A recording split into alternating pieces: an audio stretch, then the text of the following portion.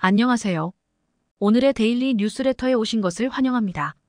체코의 대통령 페트르 파벨은 유럽 외의 국가들로부터 구매한 100만 발의 포탄이 몇 주 안에 우크라이나로 전달될 수 있다고 발표했습니다.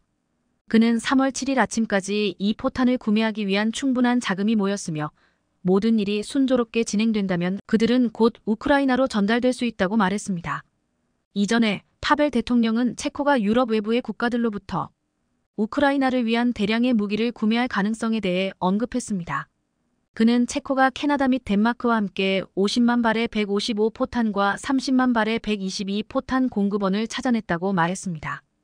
영국 언론에 따르면 체코는 이 목적을 위해 15억 달러를 모으려고 노력하고 있습니다. 3월 7일 파벨 대통령은 체코 정부가 200만 발의 포탄을 제공하기 위한 계약 체결만 남았다고 덧붙였습니다. 영국, 벨기에, 캐나다, 덴마크, 독일, 네덜란드, 리투아니아, 노르웨이, 프랑스, 스웨덴 등 많은 국가들이 이 이니셔티브에 기여했습니다. 우크라이나는 몇 달 동안 탄약 부족에 직면하여 러시아의 공격을 저항하는 데 어려움을 겪었습니다. 이 상황은 우크라이나가 몇 달 동안 방어한 후 아우데예우카에서 철수하게 만들었습니다. 우크라이나를 지원하는 국가들은 수백만 발의 포탄을 제공했지만 그들의 탄약 공급도 줄어들고 있습니다. 한편 미국에서 우크라이나에 제공하는 600억 달러 규모의 군사원조 패키지는 여전히 미국 의회의 승인을 받지 못하고 있습니다. 2023년 3월 EU 관리들은 1년 내에 우크라이나에 155 포탄 100만 발을 제공하는 계획을 승인했습니다. 그러나 2023년 11월 독일의 국방부 장관 보리스 피스토리우스는 EU가 이 약속을 이행할 수 없다고 인정했습니다. 유럽은 두말할 것도 없고 세계 방산 강대국인 미국조차도 포탄 부족으로 빨간불이 들어왔습니다. 이런 와중에 체코가 우크라이나 군이 무너지는 것을 방지하기 위해서 100만 발의 포탄을 빠르게 조달할 것이라고 밝히면서 유럽연합에게 파장을 일으켰는데요. 그런데 체코가 조달하기로 한 포탄이 명품 모탄으로 이름 높은 한국산 포탄이란 사실이 밝혀져 충격을 주고 있습니다. 오늘은 체코로 넘어갈 한국산 포탄에 대해 알아보겠습니다. 체코는 정치적인 이유로 우크라이나에 직접적으로 무기 지원에 부담을 느끼는 나토 회원국들을 대신해 중재자로 나서고 있습니다. 체코로 자금을 보내면 우크라이나에 대규모 포탄을 직접 조달해 공급할 것이라고 밝히고 있는데요. 체코의 제안을 나토에서도 긍정적으로 분석하고 있으며 지원을 중단한 데 따른 대비책이라는 분석이 나오고 있습니다. 그동안 많은 나라들이 포탄을 공급받는데 어려움이 있었는데 갑자기 체코에서 포탄을 공급받을 수 있었는지 의문이 생기는데요. 체코는 이미 100만 발의 포탄을 도입하는 사업을 진행 중에 있으며 몇 주 안에 우크라이나에 전달할 것이라는 발표를 했는데 해당 포탄은 유럽이 아닌 외부에서 공급받을 것이라고 밝혔습니다. 미국 언론들은 현재 미국 내에서 생산되는 포탄이 한 달에 3만 발 정도로 알려져 있는 테 공화당이 자금 지원을 중단했기 때문에 미국산 포탄이 우크라이나에 지원될 수는 없다며 체코에게 보내지는 포탄은 미국산 포탄은 아니라고 했는데요. 그러면서 분석하기를 체코가 외부에서 조달할 것이라고 밝힌 국가로 가장 유력한 것은 한국이라고 했습니다. 물론 한국 이외에 터키나 남아공에서도 조달이 가능하다고는 했지만 100만 발이라는 수량을 생각한다면 한국밖에는 없을 것이라고 주장했는데요. 미국은 우크라이나 전쟁부터 이스라엘 하마스 전쟁, 후티 반군과의 국지전까지 포탄이 생산되기 무섭게 세계 곳곳으로 빠져나가고 있습니다. 오죽하면 미국 CSIS에서 세계 최강의 군사력을 자랑하는 미국의 군사력이 위험하다는 보고서를 제출할 만큼 위기설이 제기될 정도인데요.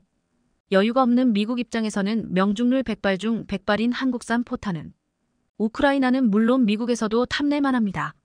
작년 우크라이나가 영토 쟁탈을 위한 반격 작전이 가능했던 것도 한국에서 미국에 판매했던 100만 발의 포탄으로 인해 가능했던 것으로 파악되는데 한국산 155 포탄이 우크라이나 전쟁의 승패를 가늠할 중요한 요인으로 떠오르고 있습니다.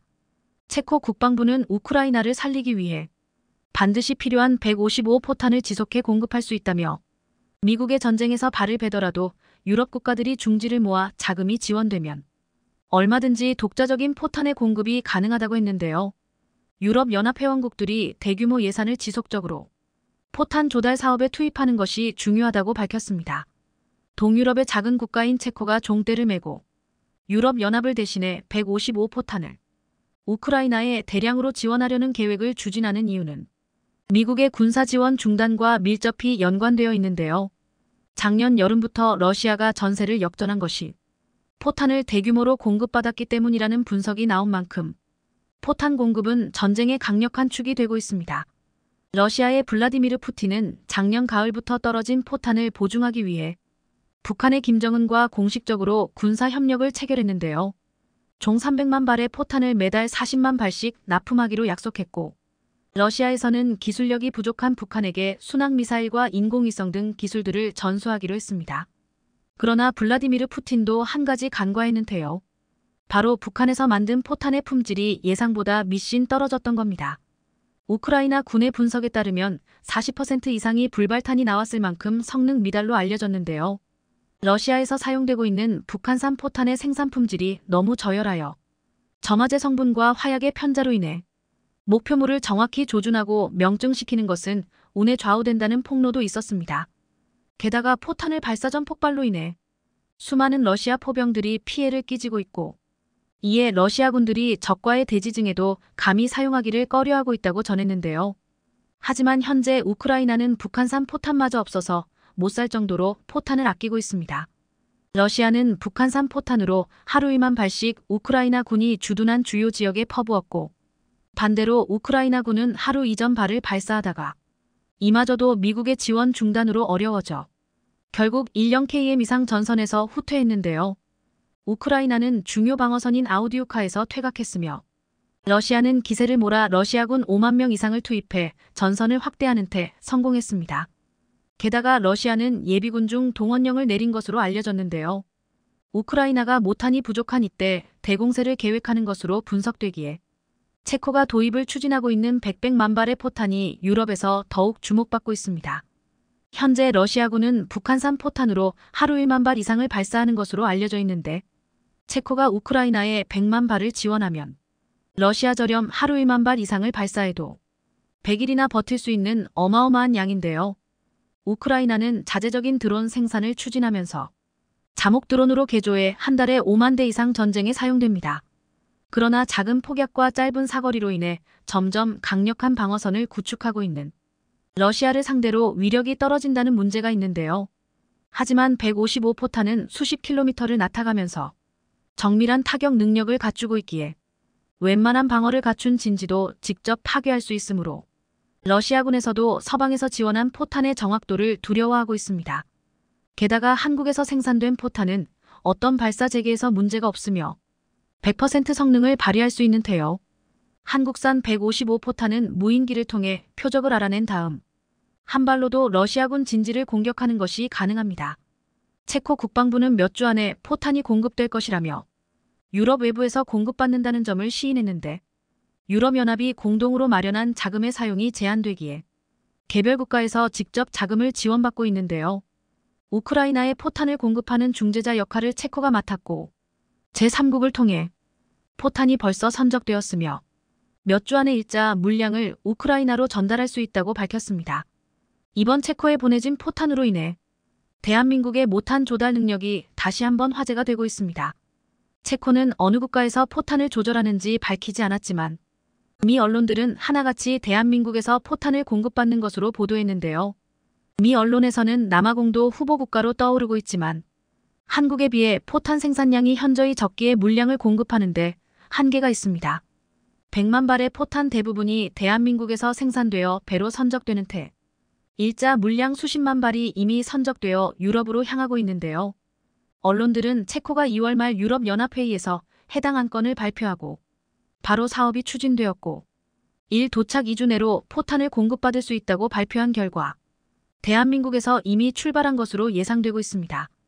체코로 출발한 포탄은 풍선을 통해 이루어진 것으로 파악되는 테 육군에서 보유한 물량이 아닌 자재적인 생산분을 수출하는 것으로 알려졌는데요. 풍산은 수십 년 동안 포탄을 공급하고 있는 전문 방산업체로 그동안 우리 군에 지속해 포탄을 대량으로 도입하면서 자동화 기술을 크게 발전시켰고 시간당 생산량에서 미국을 압도하고 있습니다. 미국은 5곳의 공장에서 한 달 3만 5천 발의 포탄을 생산 중이며 2026년까지 한 달에 10만 발 이상으로 확대하려는 계획을 가지고 세웠지만 이미 대한민국은 한 달에 10만 발 이상의 생산량을 보유하였기에 미국을 포함해 세계 여러 국가들이 한국산 포탄을 얻기 위해 손을 내밀고 있습니다.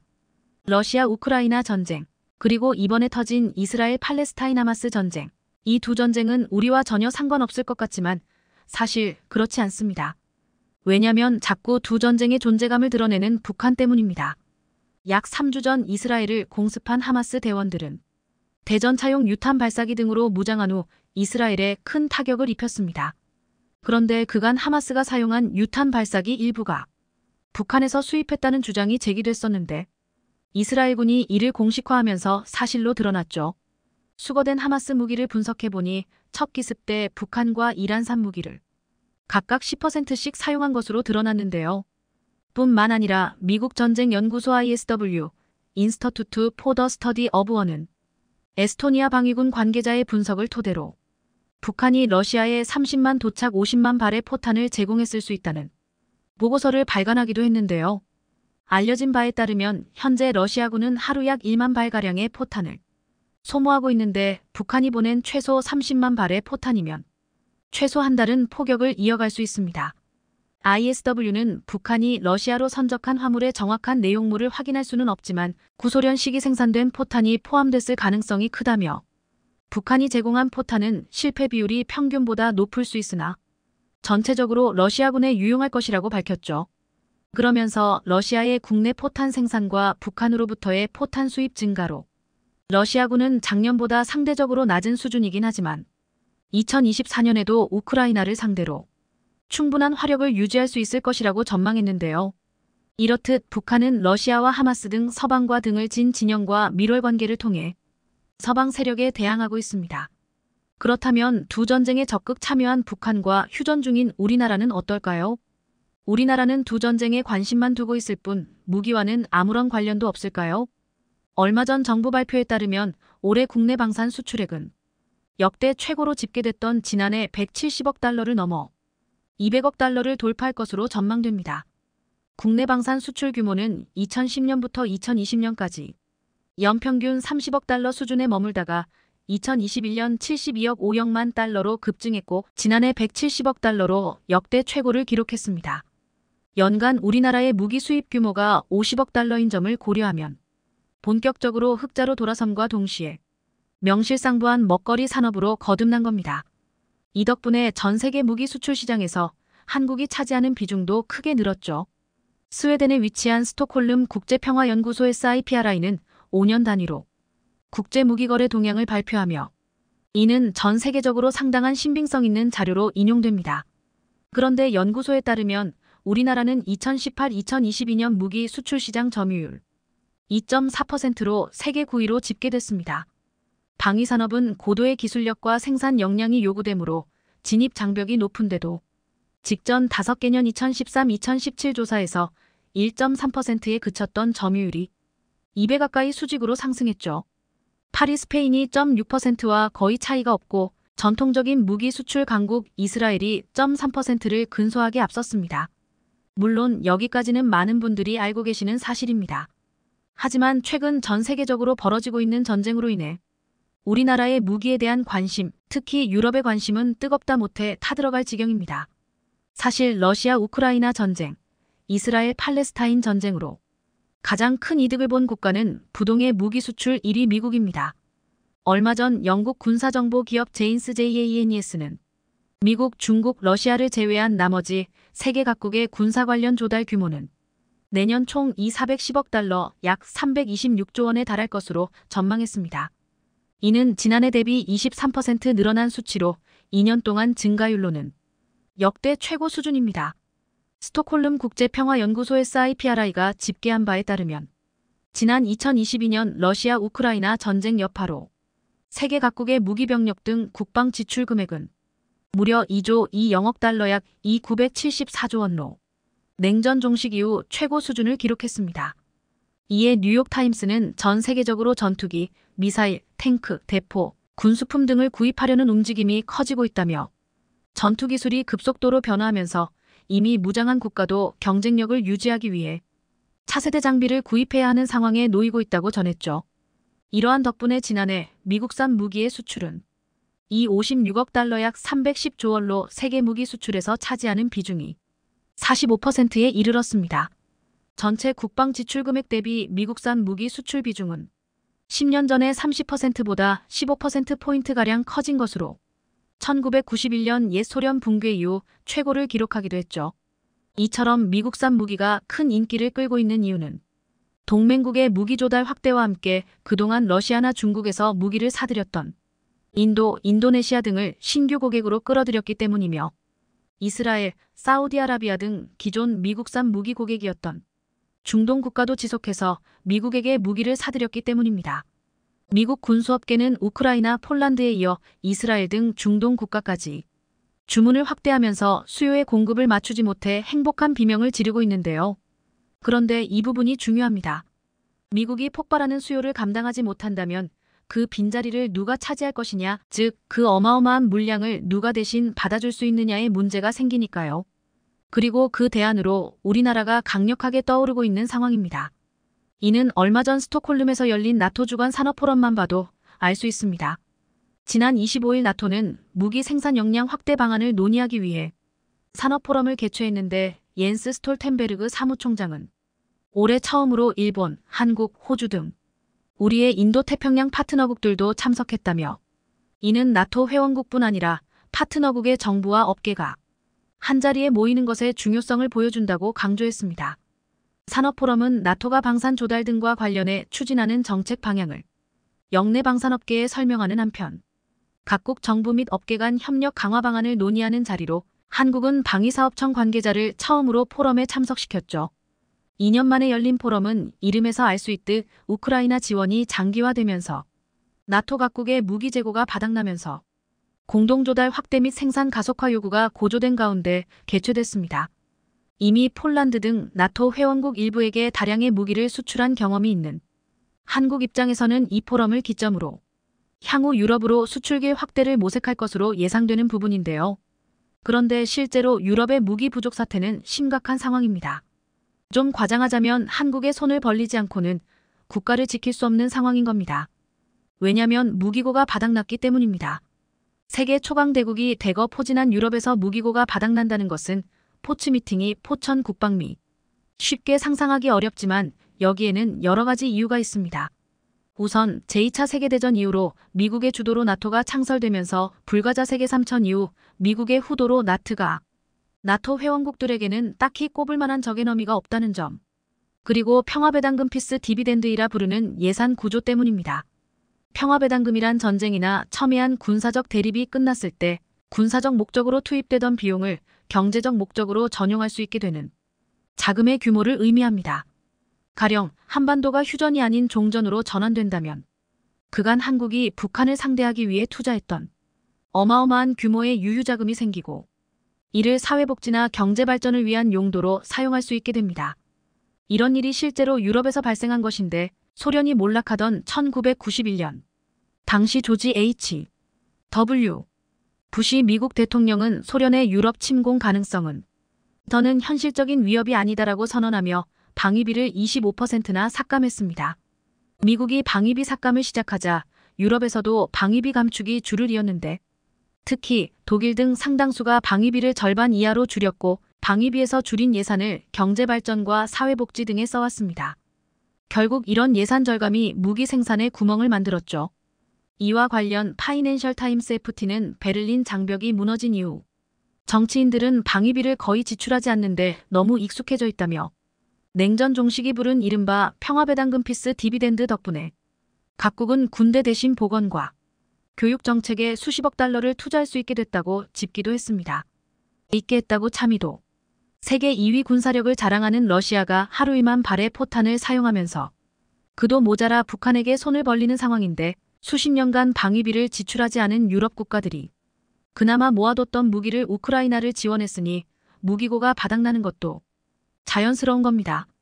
실제로 모든 걸 다 떠나서 지금 한국이 마음먹고 유럽을 공습한다면 유럽 전체를 꿀꺽하는 것도 불가능한 일은 아닌 것이죠. 그럼 포탄을 기준으로 한번 살펴볼까요? 러시아 우크라이나 전쟁에서 한 달에 포탄이 적을 때는 10만 발, 많을 때는 약 24만 발이 사용된 것으로 집계됐습니다. 그런데 유럽 전체에서 1년간 생산할 수 있는 최대 수량이 고작 30만 발이라고 하죠. 그러니까 러시아 우크라이나 전쟁에서 한 달 사용 분량이 유럽 전체 생산 물량과 맞먹고 있는 것인데 전쟁은 벌써 20개월에 접어들었습니다. 그간 유럽은 우크라이나를 지원한다는 명목으로 무기고에 비축해둔 물량을 풀어왔는데 전쟁은 아직도 끝날 기미가 보이지 않습니다.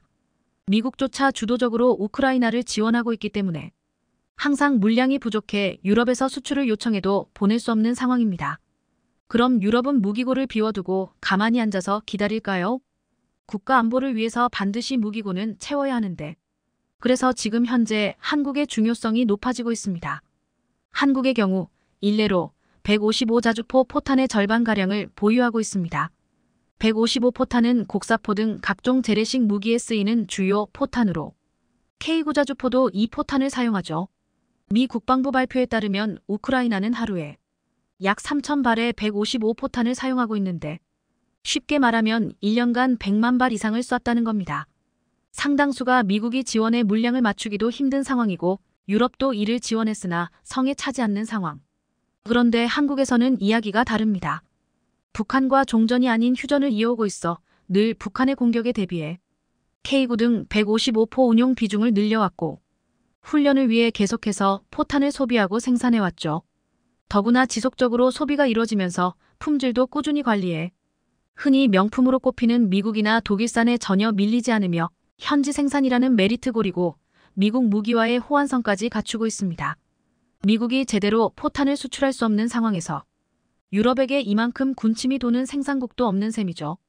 아마 러시아 우크라이나 전쟁이 끝나 155포탄에 대한 수요가 줄어들 것이라 생각하지만 이도 사실은 아닙니다. 왜냐면 이스라엘 팔레스타인 전쟁으로 다시 불타기 시작한 중동 화약고가 언제 터질지 모르는 상황이고 중국과 대만이 여전히 긴장 상태를 이어가고 있기 때문에 포탄뿐 아니라 전반적인 한국산 무기에 대한 수요가 넓어질 것으로 생각됩니다. 물론 일각에서 전쟁으로 인해 이득 보는 게 뭐 그리 자랑이냐고 말할 수 있습니다. 다만 시간을 조금만 거꾸로 돌려보면 미국이, 일본이 전쟁으로 막대한 이득을 얻고 엄청난 경제 발전을 이룩한 사례가 있습니다. 심지어 전 세계 골칫거리 북한도 러시아와 하마스에 포탄을 보내고 있는 상황에서 우리나라가 정상적인 방식으로 무기를 수출하고 그를 통해 결제를 발전시키는 것이 나쁜 일인가? 라는 생각이 듭니다. 여러분들의 생각은 어떠신가요? K2 전차가 바르샤바 퍼레이드의 스타입니다. 에이브람스가 아니라 한국의 K2 전차가 세계에서 가장 비싼 탱크입니다. 폴란드 매체 DGI ENNIK 폴란드 매체 지에닉은 이번 폴란드 육군이 날 퍼레이드에서 K2 전차를 집중 조명했습니다. K2 전차는 2014년부터 대한민국 육군에서 운용하고 있으며 일본의 십식 전차를 제외하고 21세기에 설계된 유일한 전차라고 말했습니다. 그러면서 미국의 에이브람스 전차보다 무게가 가볍기 때문에 폴란드 북동부에서 작전하기가 적합하다고 했습니다. 또한 1500마력 디젤 엔진을 장착한 K2는 적의 장갑 관통 미사일의 유도를 방해하는 소프트킬 능동 보호 시스템과 미사일 위협에 대응하는 하드킬 시스템도 장착할 수 있다고 말했습니다. 이러한 시스템을 가지는 K2 전차는 가장 최신식 전차로 미국의 명품 전차라 불리는 에이브람스보다 가격이 비싼 탱크라고 높게 평가했습니다. 폴란드 매체 디펜스 24는 이번 퍼레이드에 총 14대의 K2 전차가 등장했다고 전했습니다. 이 14대의 장비는 바르토자 SBARTOSGYC의 제20 기계화 여단에서 가져왔는데 이 부대는 대한민국에서 인도받은 전차로 재무장한 최초의 부대라고 말했습니다. 현재까지 28대가 이미 폴란드에 도착했고 2025년까지 180대의 전차가 인도될 예정입니다. 이탈리아 매체 노티지의 다이스트는 이탈리아가 폴란드군의 기갑 전력에 무릎을 꿇었다며 이탈리아는 열악한 상황에 대해서 성토했습니다. 이탈리아는 2015년에 레오파드 1을 현대화하는 계약을 체결하고 올해 말까지 총 142대의 전차가 업그레이드될 예정이었지만 현재까지 24대만 개량되었다고 했습니다. 현재 이탈리아는 200대의 자국산 아리에테 전차를 보유하고 있는데 이 중에 50대만 가동이 가능한 상태입니다. 이탈리아는 현대화는커녕 구식 전차의 가동이 가능한 전차도 적어 형편없는 기갑 전력을 구축하고 있습니다. 하지만 폴란드는 미국 에이브람스 외에도 한국산 K2 전차가 있다면서 K2 전차는 전투 능력과 기술 발전으로 찬사를 받았다고 했습니다. 그러면서 이탈리아 매체는 부러운 듯 곧 1000대의 K 전차가 폴란드에 도착한다고 말했습니다. 폴란드는 이번 퍼레이드에 이탈리아와 스페인에게 보란 듯이 14대의 K 전차를 등장시켰습니다. 폴란드는 K 전차의 현지 수출형 모델인 KEPL 기반의 차세대 전차 개발 사업에 이탈리아와 스페인에게 공동 개발을 제안한 상태입니다. 이미 이탈리아는 제안을 수락한 상태로 확인되었고 스페인은 답변을 기다리는 중으로 알려져 있습니다. 유럽의 차세대 전차 개발에 독일과 프랑스가 완력 다툼을 하고 있는 사이 폴란드와 함께 이탈리아와 스페인은 이 개발에서 제외되자 2년 전부터 반독일 전선을 구축해왔습니다. 업계 관계자는 폴란드 수출형 모델인 KEPL이 차세대 전차 사업을 진행하고 있는 이탈리아와 스페인이 투입될 가능성이 높다며 K를 기반으로 한 차기 전차가 개발된다면 현대로템의 호재로 작용할 전망이라고 말하기도 했습니다. 최근 유럽에서 방산 시장을 독식하려는 독일과 프랑스는 한국을 극도로 경계하고 있습니다. 이번에 폴란드 퍼레이드의 마지막을 K구자주포가 장식했는데 프랑스는 최근 루마니아가 K구자주포 도입을 하는 것에 대한 노골적인 불만을 표출했습니다. 지난 10일 디펜스 루마니아는 프랑스 군사 전문 언론이 루마니아 자주포 구매 사업에 K구자주포 말고도 프랑스 카이사르 자주포가 더 매력적이었을 것이라고 지적했다고 했습니다. 루마니아는 K구자주포 90문을 1조 5천억 원에 구입한다고 보도되었는데 프랑스는 원래 루마니아는 프랑스산을 샀어야 한다고 주장하고 있는 것입니다. 프랑스는 한국산과 같이 카이사르 자주포를 단 14개월 만에 인도할 수 있다고 했고 또한 프랑스군이 최근 에이글 임무의 일환으로 이미 4대의 카이사르 자주포를 루마니아에 파견했다고 했습니다. 그런데 루마니아 국방부는 자주포를 카이사르가 쓰는 차륜형이 아닌 궤도형 자주포라고 못 박으면서 카이사르를 완전히 배제했습니다. 루마니아의 이러한 결정이 프랑스에게는 아쉽겠지만 일각에서 루마니아는 처음부터 K구자주포를 구매하려 했고 카이사르는 안중에 없었다고 했습니다. 과거 K구자주포와 카이사르 자주포를 비교하는 영상이 큰 화제가 되었는데 카이사르가 어렵게 한 발 쏠 동안 K구자주포는 3발을 쏘고 이미 화면에서 사라졌습니다. 이 영상을 보고 해외 네티즌들은 K구자주포는 짐승이라면서 한 해외 네티즌은 21세기 자주포 2종의 준비태세 속도를 비교한 매우 흥미로운 영상이라고 말했습니다. 그런데 놀라운 것은 한 해외 네티즌이 영상을 보고 이런 댓글을 달았다는 것입니다. 인도 파키스탄 분쟁 시 인도 K9 10기, 파키스탄 40기 이상 카이사르 차륜형 자주포, 인도 무패, 파키스탄 36패. 인도는 그 후 100대 이상의 K9를 주문했습니다. 이 글은 확인된 사실이 아니라 농담에 가까웠지만 실제로 교전이 벌어졌고 인도가 가진 K구자주포가 엄청난 위력을 낸 것은 분명했습니다. 이번 폴란드 군사 퍼레이드가 끝나고 유럽 각국의 보도와 반응이 전혀 달랐습니다. 이 중에 한국 방산의 유럽 시장 진입을 견제하는 독일과 한국의 방산 수출을 부러워하는 일본은 자국 보도에 한국산 전차와 자주포 영상이나 사진을 게재하지 않았고 독일산 레오파드 전차만 보여줬습니다. 또한 이번에 폴란드가 군사 퍼레이드를 한 가장 큰 목적이 적국 러시아를 보라고 한 것이었는데 러시아 언론이 퍼레이드하기 전 K 전차에 대한 보도를 내놔서 주목받았습니다.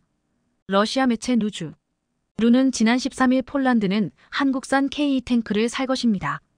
이것이 미국인을 놀라게 하는 이유라는 제목의 기사를 보도했습니다. 이 매체는 밀리터리 위치 미국판이 폴란드 지도부가 한국의 K 전차를 얻기 위해서 노후화된 전차를 일부러 폐기하려고 우크라이나에 넘기고 있다고 보도했다고 했습니다. 그러면서 K 전차의 성능을 나열하면서 굉장하다는 듯 말하면서도 미국의 군사 전문가가 다니엘 구르가 나토 동맹국의 장비와 호환되지 않는 한국 전차의 구매가 나토의 심각한 문제를 야기한다고 말했다고 전했습니다. 나토 전투 시스템의 상호작용법을 개발해야 한다고 했다는 것입니다. 아시다시피 한국산 K 전차는 나토와 호환이 가능하면서 가격도 저렴하고 최단기에 수입이 가능해서 유명해졌습니다.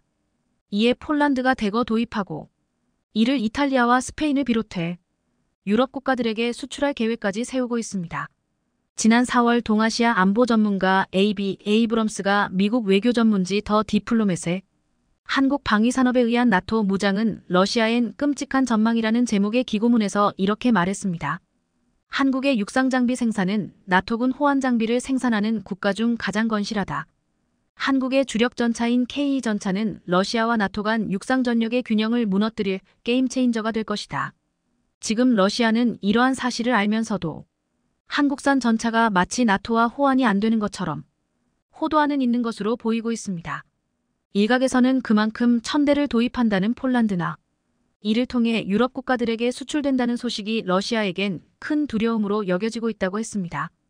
이번 폴란드 군사 퍼레이드에는 한국산 기관 무기들 뿐만 아니라 유럽의 하늘에 최초로 한국산 경전투기 FA-52선을 보였습니다. FA-50은 그동안 미국, 프랑스, 이탈리아 등 선진 항공업체의 전유물이었던 유럽 항공시장에 국산 항공기를 존재감을 알리는 계기가 되었다고 평가하고 있습니다. 한국은 지금 미해 공군 고등훈련기 사업에 FA-50을 최대 600대 수출하기 위해 민관군 원팀을 만들었고 이를 포함해 유럽과 전 세계 시장에 1000대 수출을 목표로 하고 있습니다. 한국은 가장 빠른 납기, 합리적인 가격 외에도 현지화 개량 및 현지 생산을 내걸고 있습니다. 에이전시 파트너스의 방위 항공우주 분석가인 사시 투사는 폴란드를 시작으로 유럽에서 한국산 무기가 앞으로 잘 팔릴 수밖에 없는 이유를 이렇게 말했습니다.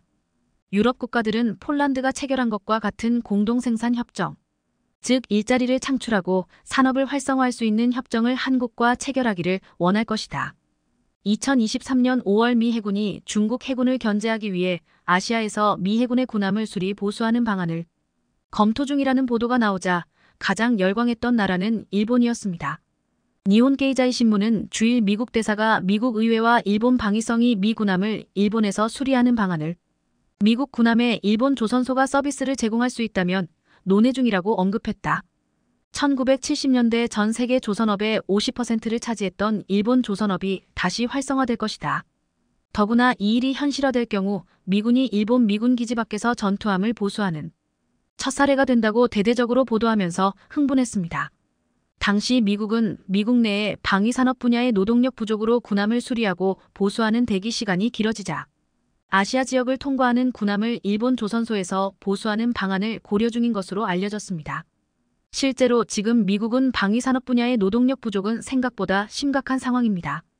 미 해군의 주요 함정인 알레이버크급 미사일 구축 함조차 보수하는데 평균 26일이나 기다려야 할 정도입니다. 결국 궁여지책으로 나온 방안이 비어있는 일본 조선소에서 군함을 수리하자였습니다. 이러한 보도가 나오자 일본 조선업계는 쌍수를 들어 환영했습니다. 사실 일본 조선업은 최근 한국, 중국의 시장 주도권을 완전히 뺏긴 상황이어서 미군 함점 수리 일감을 받게 되면 자신들의 조선업 부활에 도움이 될 것이라 본 것입니다. 그런데 이 보도가 처음 나왔던 올해 5월만 해도 미군이 생각하는 유력한 후보지는 일본이었습니다. 하지만 지금은 분위기가 많이 바뀌는 모양새입니다. 일단 일본의 선박 건조 및 수리 능력을 믿기 어렵다는 불신의 분위기가 생겼습니다. 최근 수에즈 운하에서 틈만 나면 사고를 당하는 선박들이 대부분 일본 조선소에서 건조된 선박들이었기 때문입니다. 지난 6일 이집트 수에즈 운하에서 충돌 사고로 멈춰버린 컨테이너선 원 오르페우스 호도 일본 조선소에서 건조했고 게다가 최근 들어 홍해에서 일본의 화물선은 물론이며 군함까지도 후티 반군들의 먹잇감이 되는 망신까지 당했기 때문입니다. 지난달 홍해에서 일본 해운기업 니폰 유센이 용선한 갤럭시 리도호가 후티 반군에 의해 납포됐는가 하면 소말리아 아덴만에서 납포된 센트럴 파크호를 구조하기 위해 출동했던 일본 해상자위대 호위함은 예멘에서 발사한 탄도미사일 공격 대상이 되어 자신들이 혼비백산 놀라는 상황이 벌어지고 말았습니다. 당시 해상자위대 수장인 사카이료 해상망료장은 호위함 아케보노에서 약 10헬이 떨어진 해역에 탄도미사일이 떨어졌다는 정보를 미군으로부터 받았다고 밝힌 바 있습니다. 본인들을 향해 탄도미사일이 발사되었다는 사실조차 인지하지 못한 것입니다. 그런데 최근 홍해 상에서는 반군들이 일본 선박과 일본 군함을 노리는 상황이 이상할 정도로 반복되고 있습니다. 이에 일본 해군력의 위상이 급속도로 추락하는 중입니다. 결국 지난 5월만 해도 일본만 고려하던 미국이 군함 수리 프로젝트에 대해 여러 가지 안을 고려하는 것으로 기류가 바뀌어가고 있습니다. 반면 미국은 발등에 불이 떨어진 모양새입니다. 최근 미국 여론조사 기관인 리얼 클리어 디펜스는 중국은 전 세계 조선소의 45 도착 50%를 점유하고 있는 반면 미국은 고작 1%에 불과하다고 보도했습니다.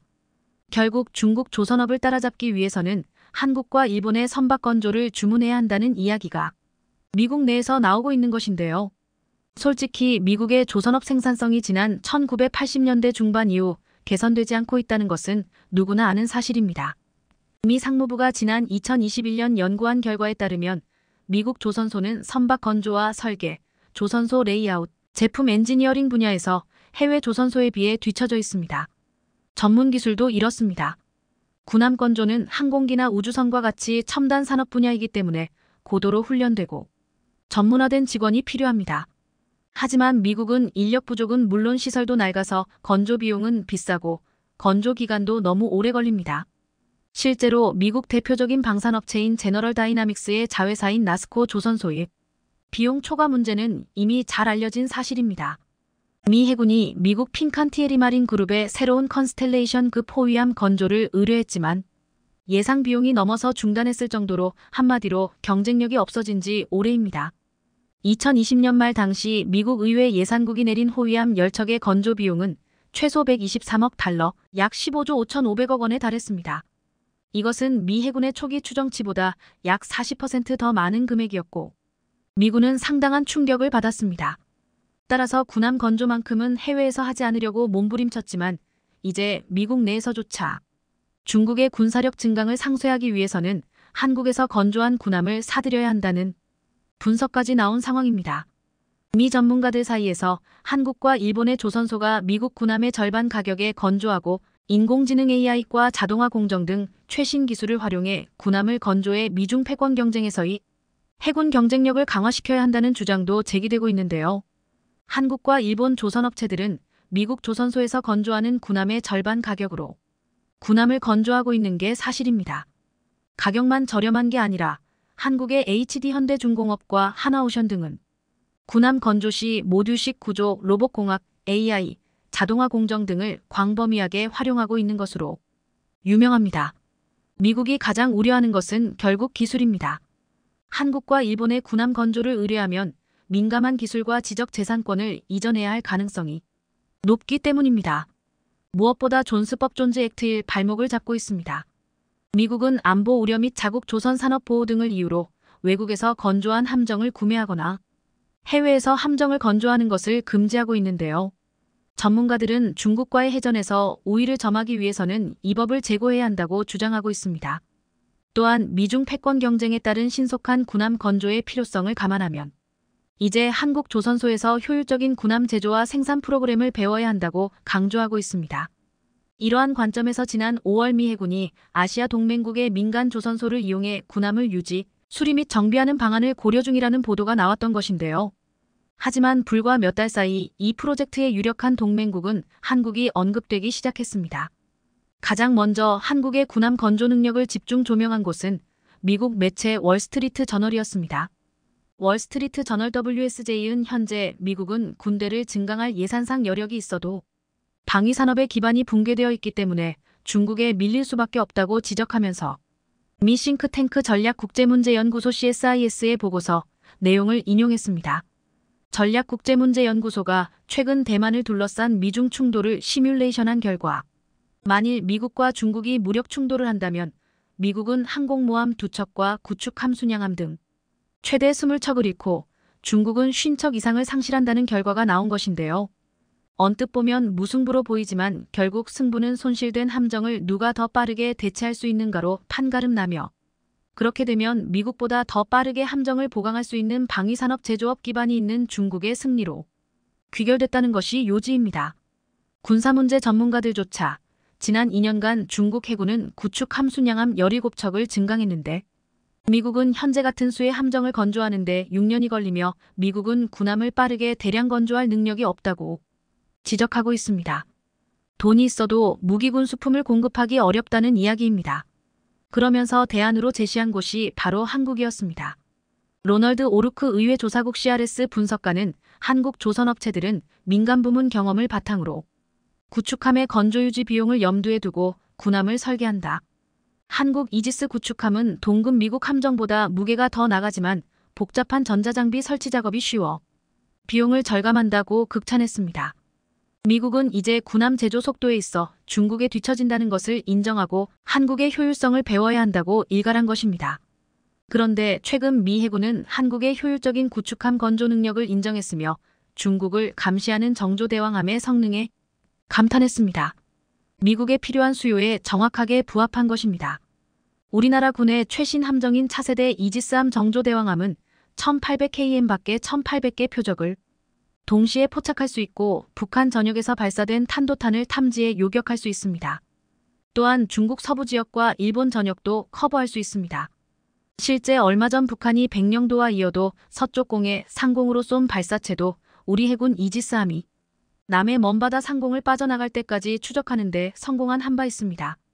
최근 직접 한국을 방문해 정조대왕함을 눈으로 직접 본 미국 7함대 사령관은 정조대왕함을 보고 아름답다고 극찬했을 정도입니다.